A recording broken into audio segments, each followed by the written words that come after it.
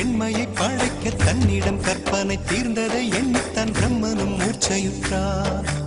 அவளின் நாசிக்குள் நுழைந்த காற்று உயிரை தடவி திரும்பும் போது மோட்சம் அடைந்து ராகங்கள் ஆகின்றதே.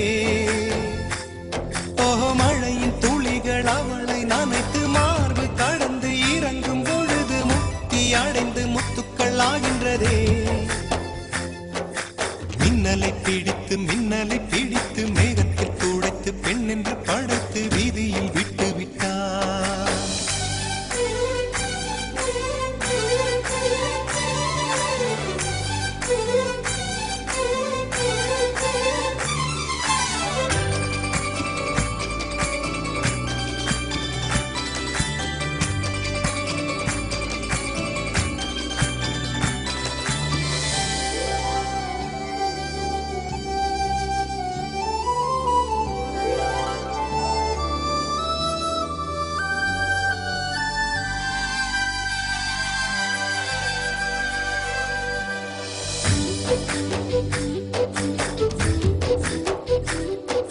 நிலவின் ஒளியை பிடித்து பாலில் நனைத்து கன்னங்கள் செய்து விட்டார். உலக மலர்கள் பறித்து இரண்டு பந்துகள் அமைத்து பெண்மை சமைத்து விட்டார். அழகு என்பது ஆண்பாலா பெண்பாலா என்பதில் எனக்கு சந்தேகம் தீர்ந்தது. அழகு என்பது நிச்சயம் பெண்பாலடா.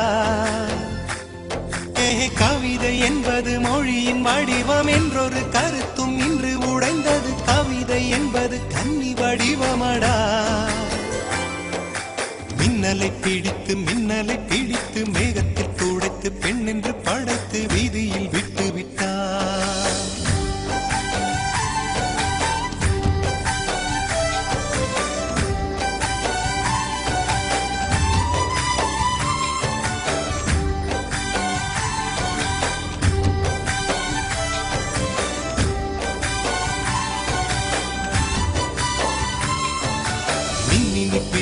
மின்மினி பிடித்து கண்களில் பதித்து கண்மணி கண் பறித்தாள்.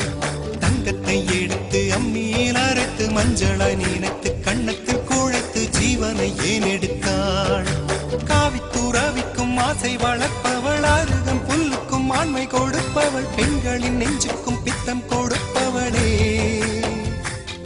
ஓஹோ, தெரிந்த பாகங்கள் உயிரை தந்திட, மறைந்த பாகங்கள் உயிரை வாங்கிட, ஜனனம் மரணம் ரெண்டும் தருபவளே. மின்னலை பிடித்து மேகத்தில் துடைத்து பெண் என்று